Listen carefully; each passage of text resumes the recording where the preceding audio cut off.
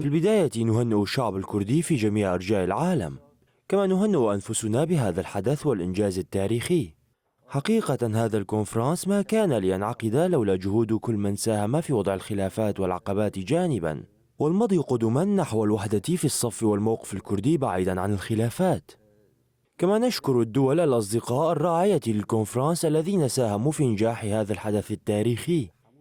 كما تعلمون نحن على عتبة تغيير كبير في العالم عموما وفي سوريا خصوصا، لذا كان من الضروري توحيد الصف والموقف الكردي في ظل التطورات والمتغيرات المتسارعة في العالم. حقيقة هذا الكونفرانس خيب آمال من راهنوا على عدم توحيد الكرد، وكان الكونفرانس بمثابة فاجعة وصدمة لهم. كما أستطيع القول بأن الكونفرانس سوف يصون حقوق الكرد وسوف يعزز من وحدة الأراضي السورية. تثبيت كرن يعني هو الترسيخ كرن أني ما في جالي كرد سوريا ده حتى بنها مديتيا بتيبت جبو كوداس كفتين كرد لرجافاي كردستان بجهن الأنجامه